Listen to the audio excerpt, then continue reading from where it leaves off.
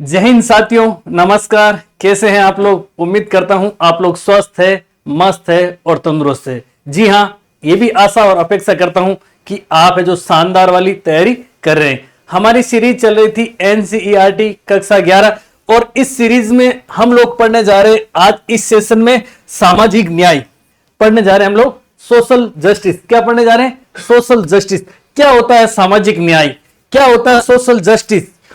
क्या कहां आवश्यकता पड़ी सोशल जस्टिस की? उन तमाम मुद्दों को लेकर के हम लोग बात करेंगे। प्यारे विद्यार्थियों, पिछले 2 दिन में क्लासेस नहीं आई, उसके पीछे बड़ा रीजन था। उसके पीछे बड़ा रीजन यह था कि स्कूल लेक्चरर भर्ती परीक्षा 2025 में जो जून के अंतिम सप्ताह में संभावित है, उनको लेकर के हम लोगों ने एक टेस्ट सीरीज लॉन्च की, एक ब्रह्मास्त्र टेस्ट सीरीज, रामबाण टेस्ट सीरीज राजनीति विज्ञान विद्यार्थियों के लिए। तो उसमें मैं अति व्यस्त होने के कारण आप लोगों के साथ में रूबरू नहीं हो पाया, क्लास नहीं लेकर आया। अब मैं आप लोगों के सामने कंटिन्यू की बात करें तो हम लोगों ने कक्षा 12 राजनीति विज्ञान की दोनों किताबें पूरी कर ली, कक्षा 11 राजनीति विज्ञान की किताब 1 हमने पूरी कर ली और आज चौथा अध्याय है। यानी कि बहुत कम समय के अंदर आप लोगों का पूरा संपूर्ण जो सिलेबस हो जाएगा और एनसीईआरटी पर कमांड होना आप लोगों के लिए अति महत्वपूर्ण है। अब देखिए प्यारे विद्यार्थियों, सामाजिक न्याय की बात करें तो सामाजिक न्याय से पहला प्रश्न क्या कह रहा है और आप लोगों को प्रश्न का उत्तर भी देना है। आप लोगों को साथ साथ में क्या करना है? प्रश्न का उत्तर भी देना है। अब देखिए, एक कथन है। कथन यह है कि न्यायपूर्ण समाज वह है, न्यायपूर्ण सोशल जस्टिस की बात करें तो सोशल जस्टिस सोसाइटी, न्यायपूर्ण समाज वह है जिसमें परस्पर सम्मान की बढ़ती हुई भावना और अपमान की घटती हुई भावना, यानी कि सम्मान की तो भावना बढ़ती है और अपमान की भावना कम होती है। एक करुणा से भरे समाज का निर्माण करे, वो न्यायपूर्ण समाज होता है। यह कथन किसका है आप लोगों को बताना है। प्यारे विद्यार्थियों, जे मिल का या फिर डॉक्टर भीमराव अंबेडकर का, महात्मा गांधी का, इमैनुअल कांट का? तो आप लोगों का सही उत्तर हो जाएगा जिन्होंने पहले से एनसीईआरटी पढ़ रखी है। आप लोग कहेंगे सर ये डॉक्टर बी आर अम्बेडकर साहब का कथन है। डॉक्टर बी आर अम्बेडकर साहब की बात करें तो डॉक्टर बी आर अम्बेडकर जो कि गांव ढाणी के अंतिम छोर पर बैठे दलित या फिर हम कह सकते हैं कि कमजोर, जिनकी आर्थिक स्थिति सामाजिक स्थिति कमजोर, उन लोगों के लिए देवदूत से कम नहीं थे डॉक्टर अम्बेडकर। डॉक्टर अम्बेडकर साहब की बात करें तो आप लोग भली भांति जानते हैं कि डॉक्टर अम्बेडकर साहब को भारतीय संविधान का जनक कहा जाता है। और प्यारे विद्यार्थियों, आप लोगों को एक अभी अपकमिंग एग्जाम में 2-3 बार घूम घूम के प्रश्न आ रहा है कि डॉक्टर बी आर अम्बेडकर साहब को भारतीय संविधान की जननी, भारतीय संविधान की जननी, भारतीय संविधान और भारतीय संविधान की जननी डॉक्टर बी आर अम्बेडकर साहब है। यह कथन किसका है? तो आप लोग अच्छे से नोट डाउन कर लेना कि भारतीय संविधान की जननी डॉक्टर बी आर अम्बेडकर साहब को कहा था के वी के राव साहब ने। किसने कहा था? के वी के राव साहब ने यह कहा था। अब देखिए, जेएस मिल की बात करें न्याय संबंधी, तो जेएस मिल ने स्वतंत्रता वाला हम लोगों ने अध्याय पढ़ा था, उसमें जेएस मिल की बात करें तो जेएस मिल वाक और अभिव्यक्ति की स्वतंत्रता के प्रबल समर्थक थे। किसके? वाक एवं अभिव्यक्ति की स्वतंत्रता। यह प्रश्न आपके छपेगा है ना, अभिव्यक्ति की स्वतंत्रता के प्रबल समर्थक कौन थे? जेएस मिल थे। जेएस मिल की बात करें ना तो जेएस मिल ने कहा था कि गूंगे बहरे व्यक्ति को भी बोलने का अधिकार देना चाहिए, बोलने का हक देना चाहिए। अगर वो 100 बार बोलेगा तो हो सकता है कि एक आध बार सही बोल देगा। क्या 100 बार बोलेगा तो एक आध बार सही बोल देगा? और जेएस मिल ने तो इतना तक कहा था कि हो सकता है कि कोई व्यक्ति अभी वो जो विचार दे रहा है इस समय वर्तमान समय में उस विचार की कोई प्रासंगिकता नहीं है, लेकिन हो सकता है कि वही विचार आने वाले समय में कितना भी प्रासंगिक हो सकता है, कितना भी मूल्यवान हो सकता है। तो प्रत्येक व्यक्ति को बोलने की आजादी होनी चाहिए। हम लोग बात करें भारतीय संविधान की तो प्यारे विद्यार्थियों, आप लोग जानते हैं कि भारतीय संविधान का आर्टिकल 19 का 1 और 1 की बात करें ना, इसमें वाक और अभिव्यक्ति की स्वतंत्रता का जिक्र किया गया है। अब हम लोग बात करते हैं महात्मा गांधी की। महात्मा गांधी जी जो कि अहिंसा के पुजारी थे। किसके पुजारी? अहिंसा के पुजारी, अहिंसा के पुजारी। और इस अहिंसा के पुजारी ने कहा था कि कहां पर पुलिस पुलिस की आवश्यकता कहां है राज्य के अंदर, यानी पुलिस होनी ही नहीं चाहिए, सेना की कहां आवश्यकता है। एक राम राज्य की स्थापना पर बल दिया था इन्होंने, किसने, राम राज्य की अवधारणा पर बल दिया था कि समाज में सभी लोग परस्पर मिलजुल के रहेंगे तो आसानी से जीवन सभी का क्या होगा, व्यतीत होगा। और महात्मा गांधी जी ने तो एक बात और कही थी कि पृथ्वी पर खूब संपदा है, यानी पृथ्वी पर खूब संसाधन है, अगर कुछ व्यक्ति लिमिटेड लोग उन पर अपना हक नहीं जताए ना तो धरती माता कभी किसी को भूखा नहीं रखती है। यानी कि धरती माता के पास में अथाह संपत्ति है, लेकिन कुछ लोग उन पर एकाधिकार कर देते हैं और बाकी लोग क्या होते हैं, भूखे मरते हैं। अब इमैनुअल कांट की बात करें ना, इमैनुअल कांट मानव की गरिमा, इमैनुअल कांट ने मानव की गरिमा पर बेहद ज्यादा बल दिया था। इमैनुअल कांट ने कहा था कि प्रत्येक मनुष्य की गरिमा होती है, प्रत्येक व्यक्ति की गरिमा होती है और उसे समुचित अवसर मिलने चाहिए, उस व्यक्ति को समुचित अवसर मिलने चाहिए। अगर उस व्यक्ति को अवसर मिलेंगे तो वह व्यक्ति अपना बेहतर से बेहतर विकास कर सकेगा। क्या कर सकेगा, बेहतर से बेहतर विकास कर सकेगा, यानी कि सर्वांगीण विकास कर पाएगा। तो मानवीय गरिमा को लेकर के इमैनुअल कांट का बहुत प्रसिद्ध कथन है, आप लोग इसको भी मत भूलना। एक इमैनुअल कांट की बात आती है या फिर मानव गरिमा की बात आती है तो एक व्यक्ति आता है जिसका नाम है जियापाल सात्र। अगर आप लोग ग्रेड फर्स्ट की तैयारी कर रहे हैं, स्कूल लेक्चरर की तैयारी कर रहे हैं, राजनीति विज्ञान विषय से, या फिर नेट जेआरएफ की तैयारी करें या फिर असिस्टेंट प्रोफेसर की तैयारी करें ना, तो अक्सर यह प्रश्न घूम फिर के आता है जियापाल सात्रे का। जियापाल सात्रे ने कहा था कि प्रत्येक मनुष्य के पास में, यानी कि मनुष्य स्वतंत्र है, मनुष्य किसी के गुलाम नहीं है, मनुष्य कोई, प्रत्येक मनुष्य का खुद का स्वयं का अस्तित्व होता है, यानी कि स्टेटस होता है। जैसे कि आप लोग स्टेटस लगाते हैं, रील्स बनाते हैं, चाहे इंस्टाग्राम की बात करें, फेसबुक की बात करें या फिर व्हाट्सएप की, तो आप अपना स्टेटस बताते हैं लोगों को कि हमारा स्टेटस ये है। और अगर आप चाहते हैं तो अभी जो वर्तमान में स्टेटस है इससे आप बेहतर भी कर सकते हैं। यानी कि व्यक्ति कोई गोभी का फूल नहीं है या फिर व्यक्ति कोई भिंडी नहीं है कि कोई दूसरा व्यक्ति उसको जिस प्रकार से चाहे काट ले, या कोई नींबू नहीं है कि निचोड़ ले और नींबू पानी बना करके पी ले।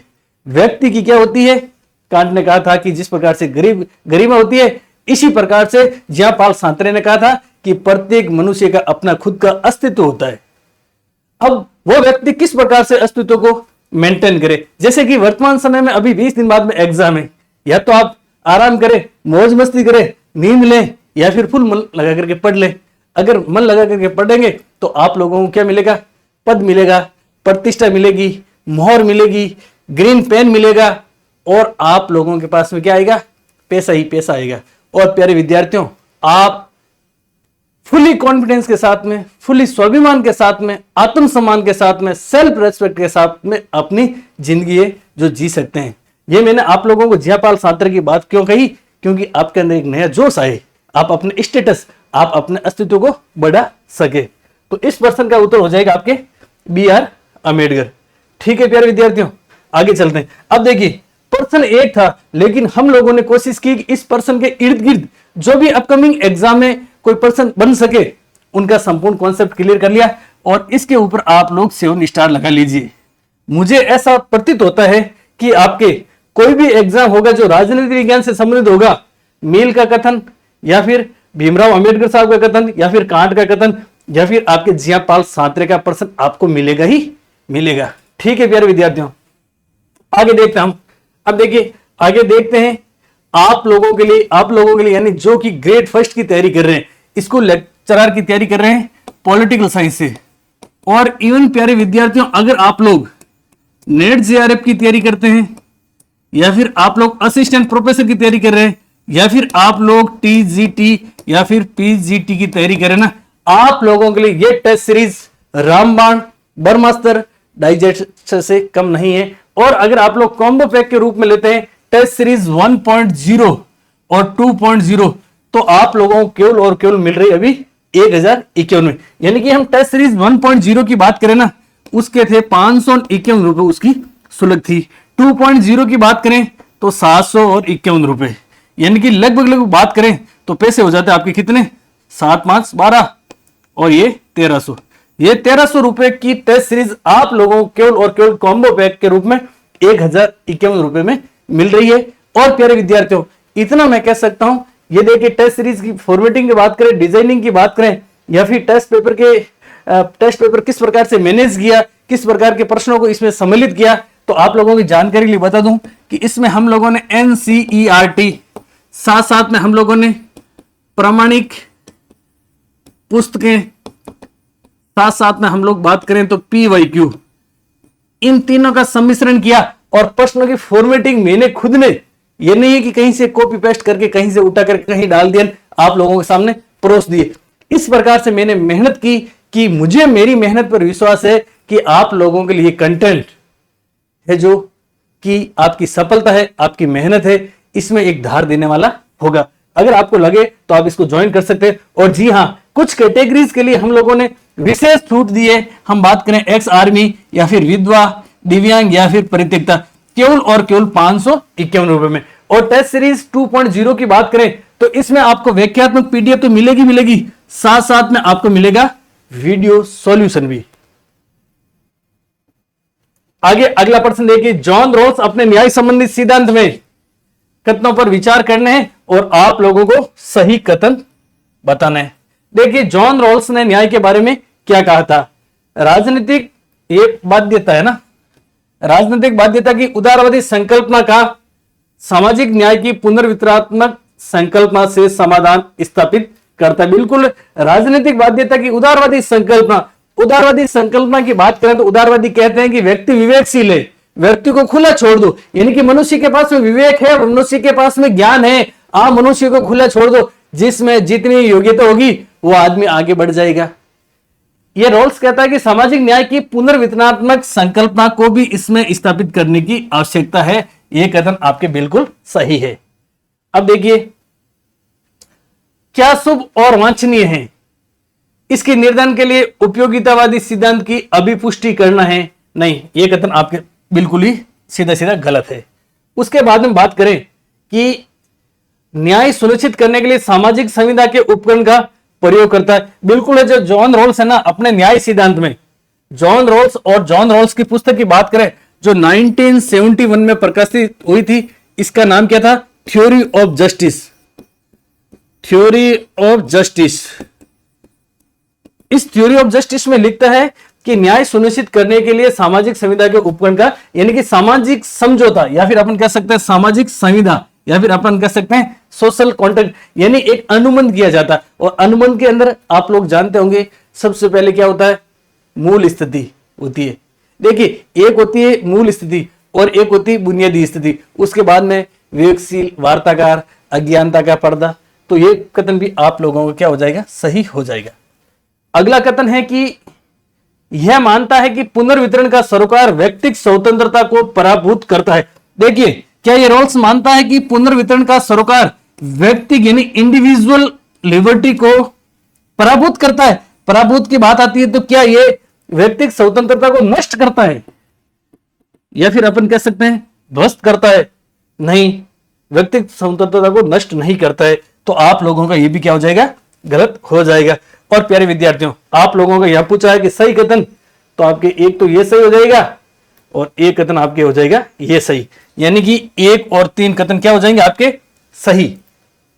ये जॉन रॉल्स की न्याय संबंधी संकल्पना हम लोगों ने NCERT कक्षा 11 से सीधी सीधी उठाई ये लाइन है, तो आप लोगों के लिए अति महत्वपूर्ण है। क्या है? आप लोगों के लिए अति महत्वपूर्ण है। आप लोगों को ढंग से नोट डाउन कर ले रहे हैं। आगे देखिए, ये आगे आपके वेद सिद्धांत, रॉल्स का वेद सिद्धांत, रॉल्स के वेद सिद्धांत से क्या तात्पर्य है आप लोगों को बताना है। व्यक्तियों के गुण और उनकी प्राकृतिक प्रतिभा के आधार पर आय और संपदा के बीच भेद उचित है? नहीं, रॉल्स ने ये नहीं कहा था। देखिए, ये कथन कह रहा है कि व्यक्तियों के गुणों और उनकी प्राकृतिक प्रतिभा के आधार पर आय और संपदा के बीच में भेद करना उचित है। यह बात रॉल्स ने नहीं कही थी, यानी कि ये भेदमूलक सिद्धांत से संबंधित नहीं है। आगे है कि उपयोगितावादियों को अधिकतम बनाने के आधार पर आय और सामाजिक स्थिति के भेदों को उचित ठहराया जा सकता है। यह भी आपके भेदमूलक न्याय के सिद्धांत से संबंधित नहीं है। आय और संपदा की असमानता उसी स्थिति में उचित मानी जा सकती है यदि वह न्यूनतम लाभान्वित के लिए अधिकतम लाभकारी हो। बिल्कुल बिल्कुल आपका कथन हो जाएगा सही। जॉन रॉल्स अपने भेद मूलक न्याय के सिद्धांत में कहता है कि आय और संपदा की असमानता उसी स्थिति में उचित मानी जा सकती है यदि वह न्यूनतम लाभान्वित के लिए अधिकतम लाभकारी हो। यानी कि जो अंतिम छोर पर बैठा है सबाल्टर्न, उसके लिए अगर लाभकारी हो तो यह भेद मूलक सिद्धांत क्या है, बिल्कुल सही है। आप लोगों का आंसर क्या हो जाएगा, सी सही हो जाएगा। यानी कि यह बात है जो भेद सिद्धांत से संबंधित है या फिर भेद सिद्धांत का तात्पर्य है। आगे देखिए, आगे है प्यारे विद्यार्थियों, एक साइड में आप लोगों को दे रखे हैं कथन। क्या दे रखे हैं, कथन यानी कोटेशन, और सामने दे रखे हैं कि ये कोटेशन इन व्यक्तियों ने दिए या नहीं। आप लोगों को सुमेलित बताना है, यानी कि कौन सा सुमेलित है, क्या ये तीनों ही सुमेलित है, आराम से पढ़ना। ये कक्षा 11 की एनसीईआरटी से उठाए हुए कथन है। कथन एक क्या कह रहा है कि कथन एक कह रहा है कि निष्पक्ष और न्याय संगत नियम तक पहुंचने का एकमात्र रास्ता यही है कि हम खुद को ऐसी परिस्थिति में होने की कल्पना करें जहां हमें यह निर्णय लेना है कि समाज को कैसे संगठित किया जाए। यानी कि निष्पक्ष एकदम फेयर न्याय देना है। न्याय संगत नियम तक पहुंचने का एकमात्र रास्ता, एकमात्र वे यही है कि हम खुद को ऐसी परिस्थिति में होने की कल्पना करें जहां हमें यह निर्णय लेना है कि समाज को कैसे संगठित किया जाए। बिल्कुल ये सही बात है, और यह सही बात कही थी प्यारे विद्यार्थियों आपके जॉन रॉल्स ने। यानी कि कथन एक तो आप लोगों को क्या हो जाएगा, सही हो जाएगा। ठीक है, अगला कथन है, दूसरा कथन की न्यायपूर्ण समाज वह है जिसमें परस्पर सम्मान की बढ़ती हुई भावना, यानी कि रेस्पेक्ट की तो भावना बढ़ रही है और अपमान की भावना जो घट रही है, एक करुणा से भरे समाज का निर्माण करे। क्या यह बात जेएस मिल ने कही थी? अगर आप लोगों ने ढंग से क्लास शुरू से देख रहे हैं, शुरू से देखी, तो आप लोग आसानी से बता देंगे कि सर यह बात जेएस मिल ने नहीं कही थी, यह बात तो कही थी भारतीय संविधान के जनक और जननी डॉक्टर बी.आर. आंबेडकर साहब ने। यह बात है जो आपके जेएस मिल ने नहीं कही थी। तो किसने कही थी? यह कही थी आपके आंबेडकर साहब ने। तो दूसरा कथन है जो प्यारे विद्यार्थियों आप लोगों का गलत हो जाएगा, जेएस मिल ने नहीं कही थी। ठीक है, आगे तीसरा कथन कह रहा है कि न्याय में ऐसा कुछ अंतर्निहित है जिसे करना न गलत है। देखिए, न्याय में कुछ ऐसा अंतर्निहित है जिसे करना न सिर्फ गलत बल्कि जिस पर बतौर अपने नैतिक अधिकार कोई विशेष हमसे दावा जता सकता है। यानी करना न सिर्फ गलत, न करना भी गलत। आप लोगों ने कभी कोटेशन सुना होगा, डॉक्टर बी.आर. अम्बेडकर साहब ने कहा था कि गुनाह करने से गुनाह सहन करने वाला बड़ा गुनाहगार होता है। यानी जिसने गुनाह कर दिया उसका तो औचित्य था, इच्छा थी कि गुनाह करना है, लेकिन अगर दूसरा गुनाह सहन करता है ना, उसका प्रतिरोध नहीं करता है, तो उससे भी बड़ा गुनाहगार है। यह बात डॉक्टर बी.आर. अम्बेडकर साहब ने कही थी। तो यहां पर देखिए कि न्याय में ऐसा कुछ अंतर्निहित है जिसे करना न सिर्फ गलत, न करना और भी गलत है, जिस बल्कि उस पर बतौर अपने नैतिक अधिकार कोई विशेष हमसे दावा जता सकता है। यह बात किसने कही थी? यह कही थी आपके जेएस मिल ने कही थी। किसने कही थी? जेएस मिल ने। तो यह भी आपके सही मिलान नहीं है। यहां पर पूछा कि कौन सा सुमेलित है, तो केवल और केवल कथन है जो एक सुमेलित है। आप लोगों का सही उत्तर क्या हो जाएगा? बी। वेरी इंपॉर्टेंट है, इसके ऊपर आप प्यारे विद्यार्थियों 7 स्टार लगा लेना। अगला प्रश्न देखिए, अगला प्रश्न यह है प्यारे विद्यार्थियों, निम्नलिखित कथनों पर आप लोगों को विचार करना है और उसके बाद में सत्य कथन है जो बताना है। समान बर्ताव न्याय का एकमात्र सिद्धांत नहीं, समान बर्ताव न्याय का एकमात्र सिद्धांत नहीं है। ऐसी परिस्थितियां हो सकती है जिसमें हम महसूस करें कि हर एक के साथ समान बर्ताव अन्याय होगा। अब देखिए, टेक्निकल टीम से निवेदन है, थोड़ा आवाज आ रही, फोन बंद कर देना ना, इसको धीरे कर दो। अच्छा, फोन मेरा ही है, मैं खुद करता हूं ना। हाँ सर, थोड़ा फोन धीरे कर देना सर, फोन मेरे वाला ही है ना।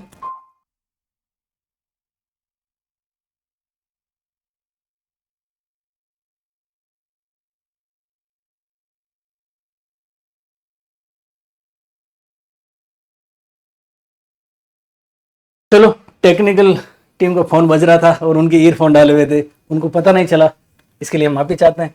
निम्नलिखित कथनों पर विचार कीजिए। समान बर्ताव न्याय का एकमात्र सिद्धांत नहीं है, ऐसी परिस्थितियां, देखिए समान बर्ताव है जो न्याय का एकमात्र सिद्धांत नहीं है, यानी कि सभी के साथ में समान बर्ताव किया जाए, ये न्याय का एकमात्र सिद्धांत नहीं है। ऐसी परिस्थितियां हो सकती है जिससे हम महसूस करें कि हर एक के साथ समान बर्ताव अन्याय होगा, यानी कि समान बर्ताव कहां तक करेंगे, ऐसी परिस्थितियां संभव नहीं है। और एकमात्र सिद्धांत यही नहीं है कि सभी के साथ में समान बर्ताव करें, ऐसी परिस्थितियां भी तो क्रिएट हो सकती है जिससे हम महसूस करें कि हर एक के साथ समान बर्ताव है जो अन्याय होगा। यह कथन प्यारे विद्यार्थियों आप लोगों के एकदम सही है।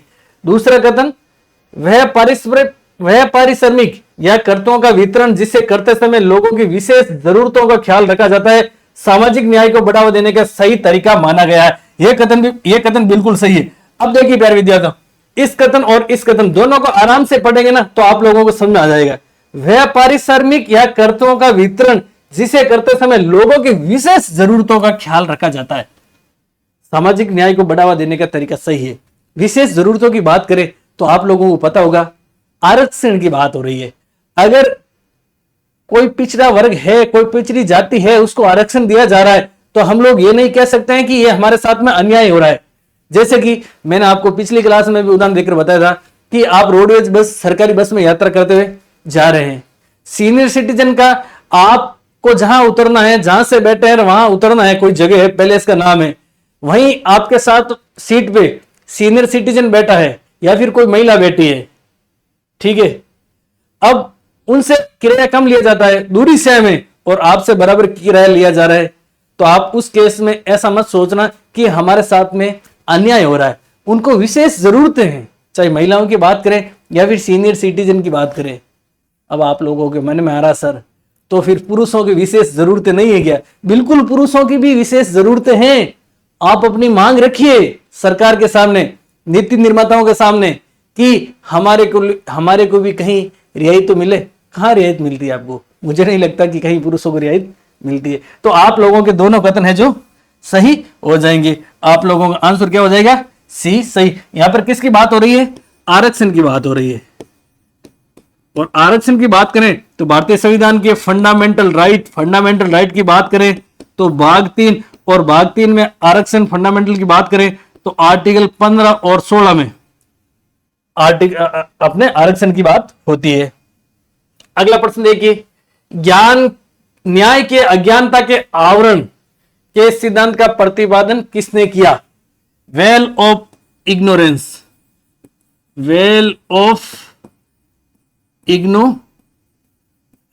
अज्ञानता का आवरण, इस शब्दावली का प्रयोग किसने किया था? और क्या था भाई साहब? आपके रोल्स ने। किसने किया था?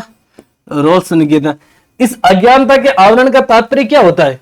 अज्ञानता के आवरण का तात्पर्य यह होता है कि जब बात करें मूल स्थिति की, या फिर हम लोग बात करें कि रोल्स के न्याय सिद्धांत की पहली अवस्था, और पहली अवस्था की बात करना, उस अवस्था का स्थिति का नाम आपके बेसिक स्ट्रक्चर, ठीक है। बेसिक स्ट्रक्चर की बात करें तो बुनियादी संरचना। उसके बाद में एक स्टेज आती है, आप ध्यान रखना सेम ही है, ज्यादा डिफरेंस नहीं। एक होती है मूल स्थिति यानी मूल स्थिति में व्यक्ति किस प्रकार का होता है, या फिर बुनियादी संरचना, व्यक्ति के लिए न्याय के लिए बुनियादी संरचना में किन किन बातों का ध्यान रखा जाता है, हम इसकी बात करेंगे अभी। अज्ञानता के आवरण, ये दोनों शब्दावली सेम है। देखिए, मूल, बुनियादी संरचना, यहां आ रहा है आपकी स्थिति और यहां आपकी किसकी बात हो रही? संरचना की बात हो रही। बुनियादी से पहले भी मूल है, लेकिन ये मूल स्थिति है और ये क्या है? संरचना है। आप अगर ग्रेड फर्स्ट की तैयारी करें ना तो आप कंफ्यूजन मत होना।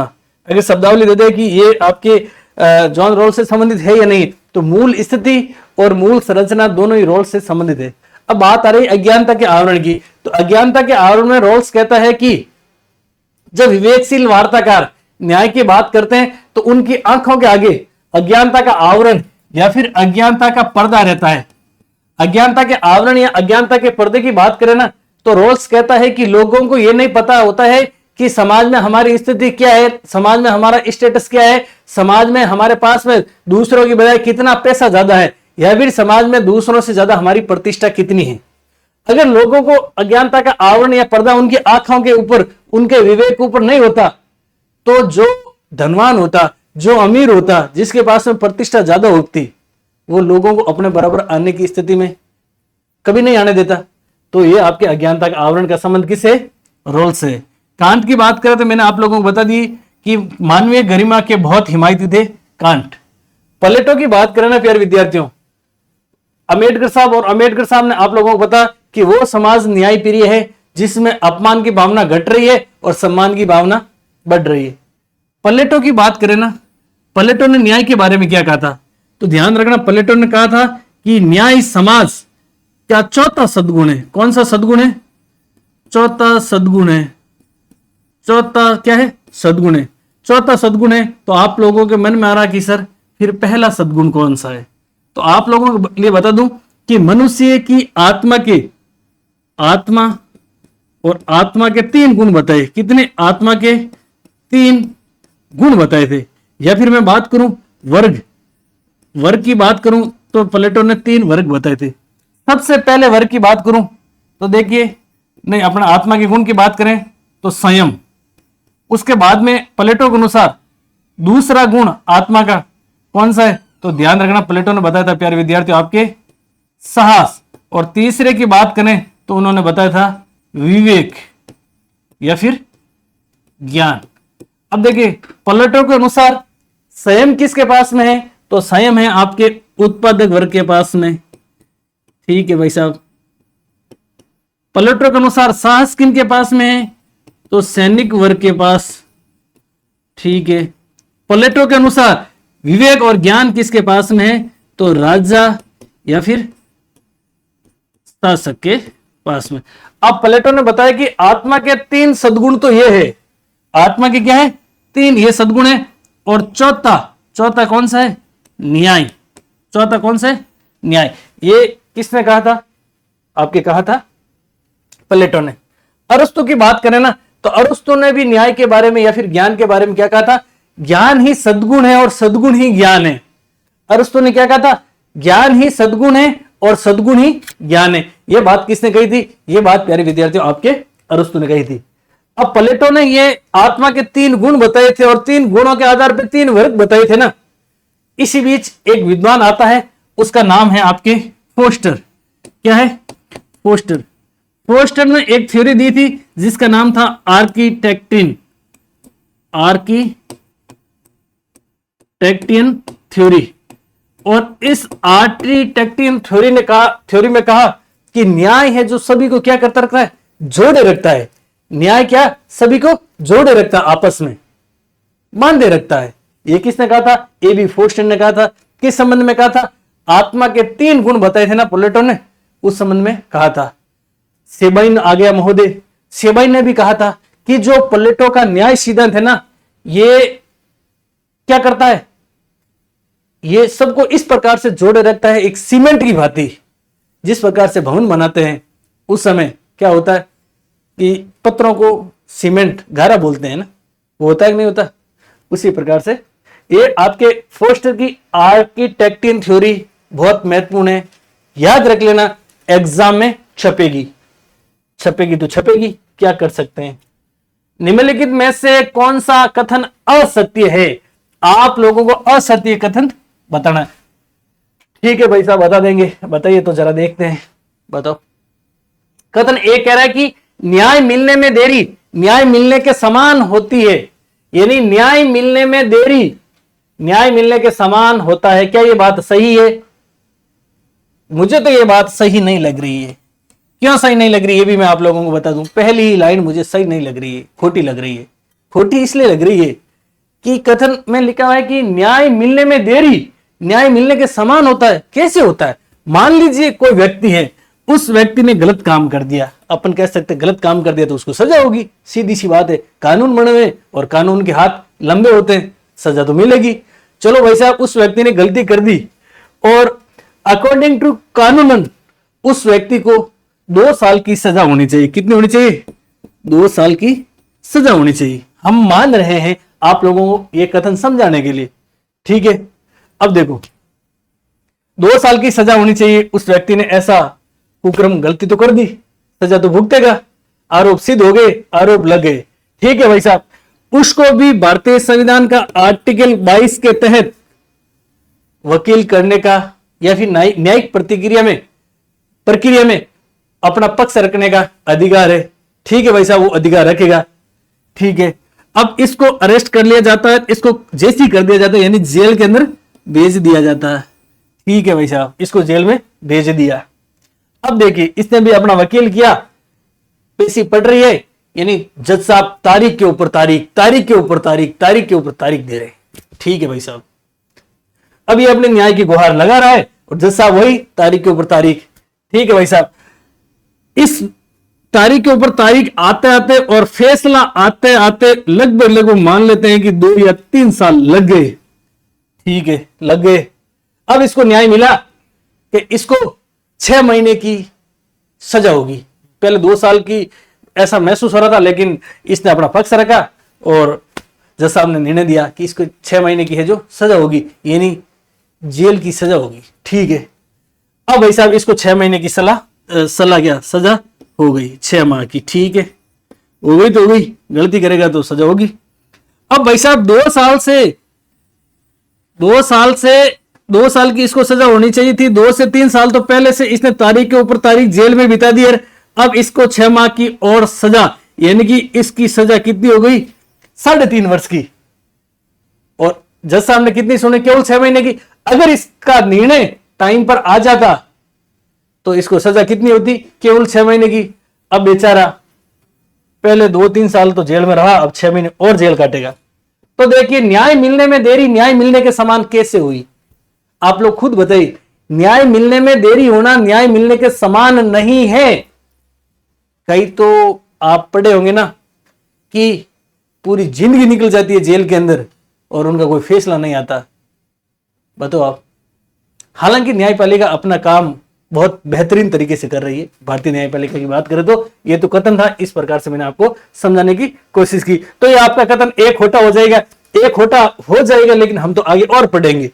आगे है कि भारत में स्त्रियां और पुरुषों को समान कार्य के लिए समान वेतन देने की व्यवस्था की गई है।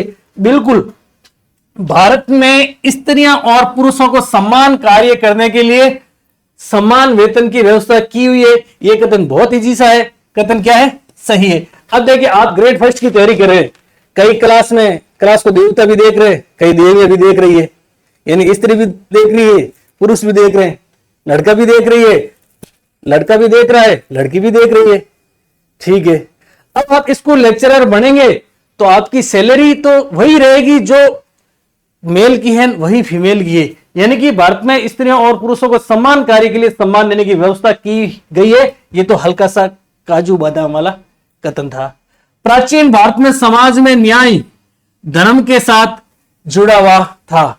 प्राचीन भारत समाज में न्याय है जो धर्म के साथ जुड़ा हुआ था। बिल्कुल, अब कोई झूठ बोलता था ना, या फिर अभी भी कई क्षेत्र ऐसे हैं जहां पर कोई झूठ बोलता है, या फिर बोलता तो झूठ है और सही सिद्ध करने की कोशिश करता है, या फिर वो सही बोल रहा है और अगले वाले को सही नहीं लग रहा, तो वो कहता है मेरे धर्म की कसम मैं सही बोल रहा हूं।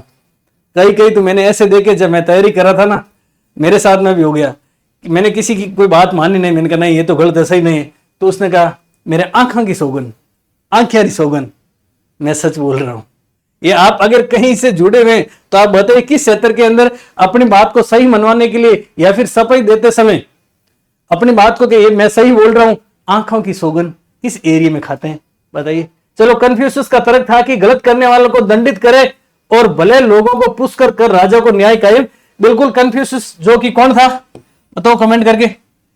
चीनी दार्शनिक का तर्क था कि गलत काम करने वालों को दंडित करे और भले लोगों को पुरस्कृत कर राजा को न्याय कायम करना चाहिए।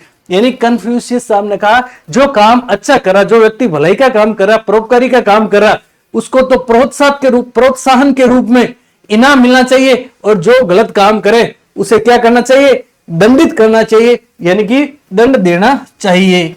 ठीक है, तो इस प्रश्न का उत्तर हो जाएगा आप लोगों के ए। अगला प्रश्न देखिए, आप लोगों को मिलान करना है और इसके ऊपर आप लोगों को 7 स्टार लगा देना। मुझे ऐसा महसूस हो रहा है, पता नहीं क्यों महसूस हो रहा है कि आपकी ये परीक्षा में प्रश्न है जो क्या छपेगा। सूची एक साइड में सूची दे रखी है और दूसरी साइड में आपके सूची सेकंड दे रखी है। एक साइड में न्याय के तथ्य या कथन, दूसरी साइड में विद्वानों के नाम। सत्य बोलना और अपना कर्ज अदा करना ही न्याय है। सत्य बोलना और अपना कर्ज अदा करना ही न्याय है। यह बात किसने कही थी? तो यह बात कही थी आपके शापालस ने कही थी। आपके ए में क्या हो जाएगा? एक हो जाएगा। प्रत्येक व्यक्ति को अपना औचित्य देना न्याय है। यह बात किसने कही थी? यानी कि प्रत्येक व्यक्ति को अपना औचित्य, यानी कि जो जिसके लिए हकदारी है, योग्य है, उसको वो चीज देनी न्याय है। यह बात कही थी आपके थ्रेसिमैक्स। नहीं, थ्रेसिमैक्स ने तो नहीं कही थी। थ्रेसिमैक्स तो उग्रवादी न्याय के सिद्धांत के प्रतिपादक थे। उन्होंने कहा था शक्तिशाली का न्याय ही, शक्तिशाली का हित ही न्याय है, यानी कि जिसकी लाठी उसकी भैंस। यह बात कही थी आपके पॉलीमार्क्स ने। किसने कही थी? ये आपके कही थी प्रत्येक व्यक्ति को अपना औचित्य देना न्याय है। किसने कही? पॉलीमार्क्स ने कही थी। न्याय भय का शिशु है। देखो, न्याय है जो भय का शिशु है। यह बात किसने कही थी? तो यह बात कही थी आपके गोलुकोन ने। तो बी के सामने आपके आ जाएगा प्यारे विद्यार्थियों 4 और सी के सामने आ जाएगा 3। और न्याय शक्तिशाली का हित है, यह कही थी आपके थ्रेसिमैक्स ने। ठीक है, आपके आ जाएगा 2। तो 1 4 3 2 कहां है? 1 4 3 2, 1 4 3 2, ये रहा 1 4 3 2। ठीक है, आप लोगों का उत्तर क्या हो जाएगा? सी हो जाएगा। लेकिन हम तो इस प्रश्न को याद करवा के ही जाएंगे, क्योंकि कई बच्चों की मनसा है कि सर ट्रिक्स बताओ। बिल्कुल ट्रिक्स बताएंगे। सत्य बोलना और अपना कर्ज चुकाना ही न्याय है। देखो, जो व्यक्ति आपको ट्रिक्स बता देते हैं, ये देखिए ना, इधर ध्यान रखना। आप सत्य बोलेगा वो क्या रहेगा? सैप रहेगा। सैप रहेगा या नहीं रहेगा? जो सत्य बोलेगा वो सैप रहेगा, सीधी सी बात। और जो झूठ बोलेगा कहीं न कहीं फंसेगा, आज नहीं तो कल, लेकिन फंसेगा जरूर। तो सत्य बोलना और अपना कर्ज चुकाना। अब देखिए, सत्य बोलेगा वो सैप रहेगा, जो अपना कर्ज अदा कर देगा वो भी क्या? सैप रहेगा। यानी कर्ज की बात करें तो किसी से ऋण उधार लिया, धन उधार लिया, आप उसका धन चुका देते हैं तो आप क्या? सैप रहेंगे, यानी सैपालिस। चलो आपके ऊपर उदाहरण दे देते हैं। आप लोगों के माता पिता ने आपको क्या दिया है? क्या दिया बताओ? जन्म दिया, और तो क्या दिया? ठीक है, अब जन्म दिया तो आप लोगों का कर्ज, आप लोगों का ऋण क्या है? कि आप समाज के अंदर इस प्रकार का पद प्राप्त करें, इस प्रकार की प्रतिष्ठा प्राप्त करें कि उनका सर झुके नहीं, बढ़े, ऊंचा हो जाए। यानी आप अगर स्कूल वगैरह बन जाएंगे सीधे, तो बताइए, आप खुद महसूस कीजिए अंतरात्मा से कि आपके माता पिता का सर है जो गर्व से कितना तो चौड़ा होगा और कितना ऊंचा होगा। तो आप उनका क्या? कर्ज चुका देंगे तो आप भी रहेंगे सेफ और वो भी रहेंगे सेफ। और सैपालिस वाला प्रश्न आपके एग्जाम में छपेगा। ठीक है, प्रत्येक व्यक्ति को अपना औचित्य देना। ठीक है, देखिए, प्रत्येक व्यक्ति को अपना औचित्य देना। यहां औचित्य की बात आ रही है, औचित्य की बात आ रही है, यानी उचित देना। अब आप लोग मेहनत कर रहे हैं पिछले काफी समय से, और आप एग्जाम देंगे, आप गोले भरेंगे, आप गोले सही भरेंगे, उचित तरीके से भरेंगे तो आपका हक है। और गोले भरेंगे तो आपको क्या मिलेंगे? मिल जाएंगे आपको मार्क्स। क्या मिलेंगे? मार्क्स। और मार्क्स हो जाएगा पॉली मार्क्स। ठीक है, न्याय भय का शिशु है। न्याय भय का शिशु है। और शिशु को क्या पिलाते हैं? अरे ग्लूकोन पिलाते हैं कि नहीं पिलाते हैं? अब जिनके शिशु है उनको तो पता है कि ग्लूकोन पिलाते हैं। ग्लूकोन डी वगैरह सुना होगा ना आपने, एनर्जेटिक बूस्टर डोज है। और जिनके शिशु नहीं है वो पड़ोसी को पूछ लेना कि शिशु को ग्लूकोन डी पिलाते हैं कि नहीं पिलाते। तो शिशु ग्लूकोन। ठीक है, न्याय शक्तिशाली का हित है। यानी ये कह रहा है कि जिसकी लाठी उसी की भैंस, यानी शक्तिशाली का हित है। और आप लोगों ने थ्रेसर देखा होगा, गांव में थ्रेसर देखा होगा ना, बाजरी मूंग मोट निकालते हैं, तो वो क्या करता है? मिक्स करता है। इतना शक्तिशाली होता है। पुराने समय में पहले किसान अनाज को कूट कूट करके, मेरे माता पिता ने बहुत मेहनत की है। वो उस समय इतने थ्रेसर हुआ नहीं करते थे, और हुआ करते थे ना तो पैसे बहुत ज्यादा लगते थे, इतने आर्थिक रूप से संपन्न नहीं थे। तो उन्होंने बहुत मेहनत करके, यानी शक्ति से, शक्तिशाली तरीके से काम किया था। और आज शक्तिशाली क्या आ गया? थ्रेसर आ गया, उसमें डाला और निकला। डाला आलू डालो, क्या निकालो? सोना। देखो, आलू डालना और सोना निकालना मेरे बस में नहीं है, मेरे बस में था याद कराना। अगर प्यारे विद्यार्थियों सच में आप अपनी अंतरात्मा से बताना, ये ट्रिक्स आप लोगों को अच्छी लगी। आप कमेंट जरूर करें। आपका एक कमेंट हमारे अंदर, हमारी पूरी टीम में नई ऊर्जा और नया जोश का संचार करेगा। मैं आप लोगों को तभी तो कहता हूं, आप लोगों को MTR मेथड यानी कि मने तो रटना है, रटना नहीं है। आप जुड़े हैं विकास सर के साथ में, तो आपको समझना है, कॉन्सेप्ट क्लियर करना है, ट्रिक से आप लोगों को सफलता के उस पार जाना है और आप लोगों का जो सुनहरा संघर्ष है सुनहरी सफलता के अंदर तब्दील होना चाहिए।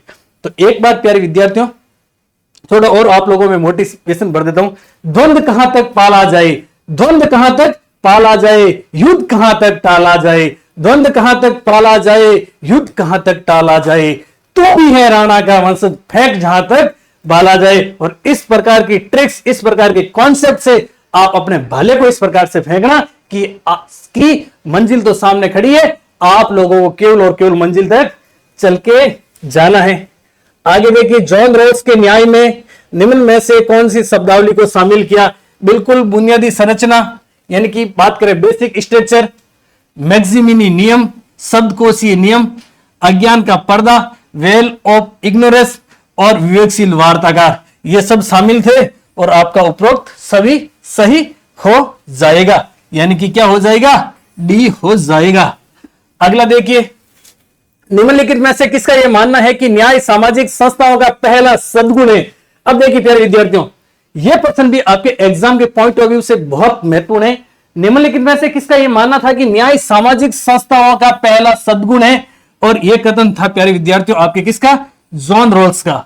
जॉन रॉल्स ने कहा न्याय सभी सामाजिक संस्थाओं का पहला सद्गुण है, और जॉन रॉल्स ने यह भी कहा कि न्याय है ना, जो कोई राजनीतिक मूल्य नहीं है, ये पॉलिटिकल वैल्यू नहीं है, ये क्या है, ये आपके नॉर्म्स से मानक है। अब हम लोग बात करते हैं कि प्लेटो की। मैंने आप लोगों को बता दिया कि प्लेटो और प्लेटो ने, देखिए पहला सद्गुण तो बताया था आपके किसने, पहला सद्गुण बताया था आपके रॉल्स ने, ठीक है। आत्मा के 3 गुण और व्यक्ति मनुष्य के 3 वर्ग बताए थे ना, उसमें प्लेटो ने बताया था आपके चौथा सद्गुण। कौन सा सद्गुण, चौथा सद्गुण आपके प्लेटो ने बताया। पहले प्रश्न में हम लोगों ने क्लियर कर लिया। अरस्तु की बात करें ना, तो प्यारे विद्यार्थियों ध्यान रखना, ध्यान और ध्यान ये रखना है कि अरस्तु ने न्याय और न्याय के कितने प्रकार बताए, न्याय के 2 प्रकार बताए। कितने, 2 प्रकारों की बात करें ना, वेरी इंपॉर्टेंट है, इसलिए मैं आप लोगों को खोल के बता रहा हूं, ठीक है। न्याय, एक तो न्याय आपके सामान्य न्याय, कौन सा न्याय, सामान्य न्याय, और एक अरस्तु ने बताया था प्यारे विद्यार्थियों आपके विशेष न्याय। कौन सा, विशेष न्याय। विशेष न्याय में फिर अरस्तु आगे बढ़ता है और 2 प्रकार के न्याय बताता है। एक तो है आपके वितरणात्मक न्याय, और एक अरस्तु भाई साहब कहता है आपके परिशोधनात्मक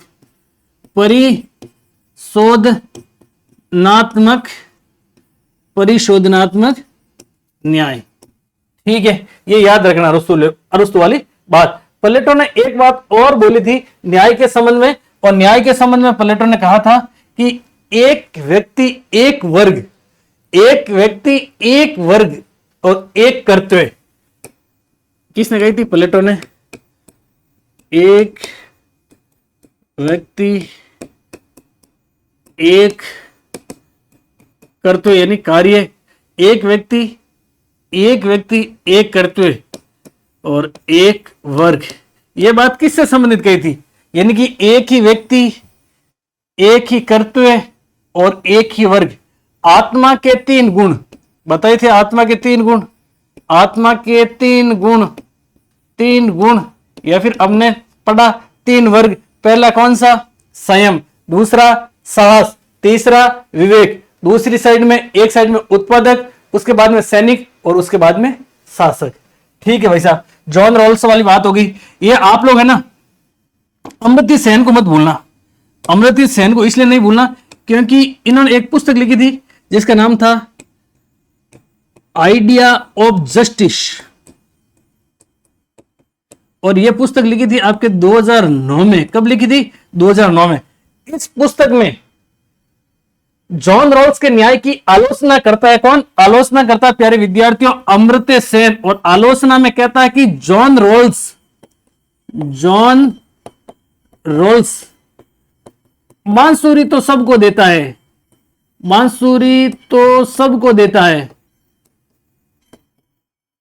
सबको देता है या फिर देना चाहता है, लेकिन बजाना नहीं सिखाता, बजाना नहीं सिखाता। ये वेरी वेरी इंपॉर्टेंट कथन है। और कथन किसका है? कथन है प्यारे विद्यार्थियों अमर्त्य सेन, जिन्होंने 2009 में पुस्तक लिखी थी आइडिया ऑफ जस्टिस। इन्होंने कहा था कि भाई साहब जॉन रॉल्स है ना, बांसुरी सबको देता है, ये लो बांसुरी, अब भाई साहब उसको बजाना सिखाओ, बांसुरी बजाने नहीं आएगी तो बांसुरी से क्या करेगा वो? तो यानी कि आप किसी को कुछ चीज दे रहे हैं, उस चीज की अहमियत क्या है, यानी कि उस चीज की उपयोगिता क्या है, उस चीज में सामर्थ्य विकसित करो, आप उसको सिखाओ, खाली देने से काम नहीं होगा।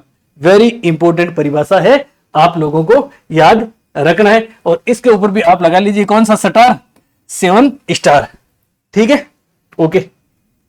आगे देखिए, अब आगे भाई साहब जी सुकरात से ग्लाउकॉन, ये रिपब्लिक पुस्तक में बातचीत हो रही है। बातचीत ये हो रही है कि वह कहते हैं कि अन्याय करना स्वाभाविक रूप से अच्छा है, अन्याय करना स्वाभाविक रूप से अच्छा है और दुष्ट झेलना बुरा, लेकिन यह भी कि भलाई की तुलना में दुष्टता बड़ी है। और इसलिए जब लोग अन्याय करने और झेलने दोनों का अनुभव प्राप्त करते हैं, जब वे किसी एक से बचने और दूसरे को पाने में सफल नहीं होते, यानी एक को पाना और दूसरे से बचना, तब वे सोचते हैं कि दोनों में से कुछ भी न होने के लिए आपस में समझौता करना बेहतर है। यहां से कानून और आपसी परसुविधाएं बनती है, यानी सामाजिक समझौते होते हैं और जो भी कुछ कानून के द्वारा किया जाता है उसे ही कानून सम्मत और न्यायोचित माना जाता है। रिपब्लिक की बात आ रही है, यहां पर किसकी बात आ रही है? रिपब्लिक। तो आप लोगों को ध्यान रखना है, रिपब्लिक पुस्तक किसकी थी? प्लेटो की। किसकी पुस्तक थी? प्लेटो की। इस रिपब्लिक पुस्तक का उपशीर्षक क्या था? उपशीर्षक शीर्षक था आपके कंसर्निंग जस्टिस। 21 का उपशीर्षक था प्लेटो की पुस्तक रिपब्लिका। अब देखिए वेरी इंपॉर्टेंट कथन है, सुकरात से ग्लाउकॉन, रिपब्लिक में लिखा हुआ। अंबेडकर साहब, और अंबेडकर साहब जिन्हें भारतीय संविधान के जनक और जननी, प्रारूप समिति के अध्यक्ष, और की बात करें हम लोग कॉन्स्टिट्यूशन के निर्माण की, बहुत हम कह सकते हैं इनकी भागीदारी थी। इन्होंने कहा कि न्यायपूर्ण समाज वह है जिसमें परस्पर सम्मान की बढ़ती हुई भावना और अपमान की घटती हुई भावना एक करुणा से भरे समाज का निर्माण करे। 7 स्टार लगा लीजिए। सीधा सीधा कहां से उठाया हुआ है? कक्षा 11 एनसीईआरटी से उठाया हुआ है और आपको एग्जाम में देखने को मिलेगा। देखिए ये आपके हो गए भाई साहब 5 क्वेश्चन, और ये 5% है आपके क्वेश्चन ऑफ द क्लास, सीधे सीधे आपके एग्जाम में छपेंगे और इन प्रश्नों के उत्तर आपको देने हैं। कहां पे देने? 9214534843 पर आप इन प्रश्नों के उत्तर भेज सकते हैं। आप जहां क्लास चल रही है, क्लास पूरी होने के बाद में कमेंट बॉक्स में उत्तर दे सकते हैं। और प्यारे विद्यार्थियों, पीडीएफ उन्हीं विद्यार्थियों को मिलेगी जो विद्यार्थी इन प्रश्नों के क्या बताएंगे? उत्तर बताएंगे। क्योंकि ये प्रश्न आप इन प्रश्नों को हल्के में ले रहे हैं, लेकिन ये प्रश्न सीधे आपके एग्जाम में क्या? एग्जाम में सीधे सीधे छपने वाले हैं। प्रश्न पहला कि न्याय का सिद्धांत पुस्तक के लेखक कौन है? न्याय के सिद्धांत पुस्तक के लेखक कौन है बताना है आप लोगों को, लेखक का नाम और यह पुस्तक है जो कब लिखी गई। दूसरा प्रश्न है भारतीय संविधान की प्रस्तावना में कितने प्रकार के न्याय का उल्लेख किया गया है? प्रस्तावना की बात हो रही है, प्रस्तावना में कितने प्रकार के न्याय का उल्लेख है। तीसरा प्रश्न है प्राचीन भारतीय समाज में न्याय किसके साथ जुड़ा हुआ था? ठीक है, न्याय के संदर्भ में चीनी दार्शनिक कन्फ्यूशियस का क्या विचार था। और अगला प्रश्न है कि सॉरी छींक आ गई ना, अरस्तु ने न्याय के कितने प्रकार बताए। अब छींक आ रही है ना, तो छींक से एक और प्रश्न आप लोगों के सामने है कि राजस्थान में छींक माता का मंदिर, छींक माता का मंदिर कहां है? और छींक माता से ही एक और माता याद आती है, और इस माता का नाम है चींच माता। चींच माता का मंदिर कहां पर है? हो सकता है कि छींक आपके लिए कामगार साबित हो जाए, छींक के साथ आपके 2 नंबर भी बन जाए। तो यानी हर कोई काम होता है ना, कार्य कारण प्रत्यय का क्या होता है? संबंध होता है। तो प्यारे विद्यार्थी, इन प्रश्नों के आप लोगों को उत्तर देने हैं और आप लोगों को इस क्लास की पीडीएफ मिल जाएगी। ठीक है, प्रश्नों को उत्तर देते हैं आप लोगों को क्लास की इसकी पीडीएफ मिल जाएगी। और अगर आप लोग धीर गंभीर विद्यार्थी हैं और आप लोग चाहते हैं कि इसी भर्ती परीक्षा में आपका सिलेक्शन हो, तो आपकी तैयारी में पंख देने के लिए हम लोगों ने छोटा सा प्रयास किया है वीडियो सॉल्यूशन के साथ में, ग्रीन पेन वाली टेस्ट सीरीज 2.0। इसको भी आप लोगों को ज्वाइन करना चाहिए। तो जय हिंद साथियों, हंसते रहिए, मस्त रहिए, खिलखिलाते रहिए, लेकिन साथ साथ में पढ़ते रहिए, और पढ़ना पढ़ने से आता है।